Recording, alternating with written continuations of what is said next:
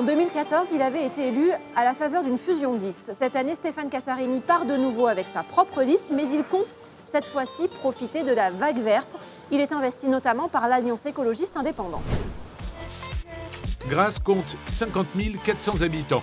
8 candidats briguent la mairie. Le maire sortant, Jérôme Viaud, investi par les Républicains et l'UDI. Il devra affronter 2 dissidents, 2 anciens conseillers municipaux, Jean-Paul Camerano sans étiquette et Shems Salah sans étiquette également. 4e candidat, Patrick Isnard, il est estampillé RN et droite populaire. L'élu communiste Paul Eusière présente une liste citoyenne sans étiquette.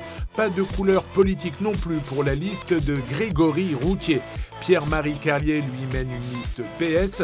Enfin, Stéphane Cassarini est investi par l'Alliance écologiste indépendante. Lors du premier tour de la présidentielle, Marine Le Pen était arrivée en tête devant François Fillon. Au second tour, Emmanuel Macron l'avait emporté.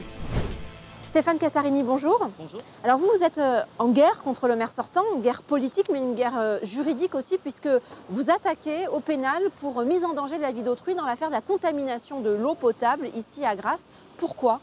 Alors en guerre, c'est peut-être un peu fort, mais le sujet est très sérieux puisque le parasite d'origine fécale qui contamine notre eau depuis 4 mois est un parasite qui peut être dangereux, mortel pour les plus fragiles d'entre nous. Et pourquoi ? Parce que la loi qui est sortie en 2004 laissait 6 ans aux communes pour protéger la source, c'est-à-dire que tout devait être réglé depuis 10 ans. Jérôme Viaud dit qu'il a pris les choses en main depuis plusieurs années, après avoir hérité d'une situation dont il n'était pas responsable.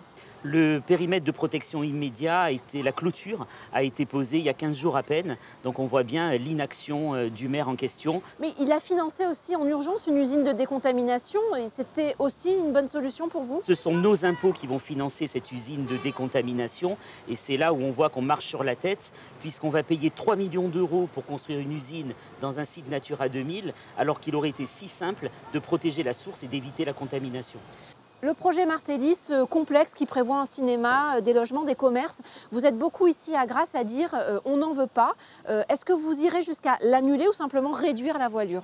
Il faut stopper le projet Martelly. Le projet Martelly va nous coûter 16 millions d'euros d'argent public, c'est-à-dire l'équivalent d'une année de taxes foncières, pour construire en fait des immeubles R+5, 24 mètres de haut, qui vont reposer sur 8 niveaux de sous-sol, à quelques mètres seulement de la médiathèque, dont le seul chantier a fait s'effondrer les immeubles alentours.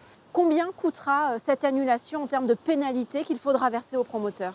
Alors rien, cela ne coûtera rien, tout simplement parce que Maître Morel, qui est l'adjoint à l'urbanisme et qui est avocat, nous a certifié à l'occasion du conseil municipal qu'on pouvait sortir du projet sans payer 1 centime d'indemnité à Bouygues. Le contrat a été négocié comme cela. Alors l'autre sujet dont on discute beaucoup ici à Grasse, c'est le stationnement. Je vous propose d'écouter quelques propositions que nous ont fait des habitants de Grasse. On en discute juste après. Améliorer les parkings.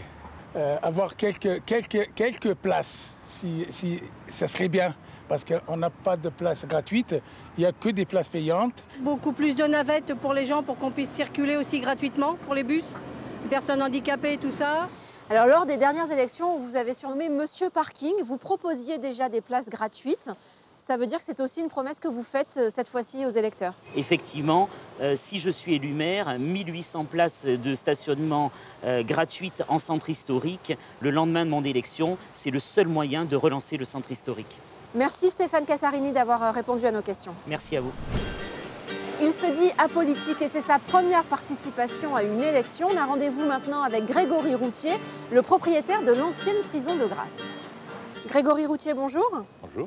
Alors dites-nous ce que vous, novice en politique, vous réussiriez à faire que les autres candidats plus expérimentés n'auraient pas réussi. Je suis chef d'entreprise, j'ai des commerces, j'ai différentes activités, je fais de l'immobilier.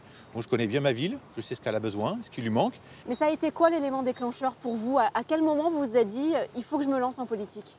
Le projet Martelly, j'ai fait le tour de tous les candidats. Je ne suis pas persuadé qu'ils aient tous la volonté et l'énergie de mettre fin et de rentrer en conflit direct avec un gros promoteur comme Bouygues. Vous promettez aussi de changer les règles du stationnement. Qu'est-ce qui se passera si vous êtes élu ? Je suis commerçant, la règle du stationnement, du commerce, c'est le stationnement. Donc zone bleue dans toute la ville, 2 ou 3 heures. Si vous n'êtes pas qualifié pour le second tour, est-ce que vous êtes prêt à apporter votre soutien à un autre candidat ? Ce qui est sûr, c'est que m'associer avec quelqu'un qui maintiendrait le projet Martelly me semble impossible à faire. Merci Grégory Routier d'avoir répondu à nos questions. Je vous en prie.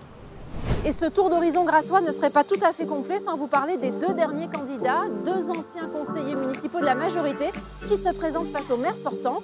On les rencontre demain.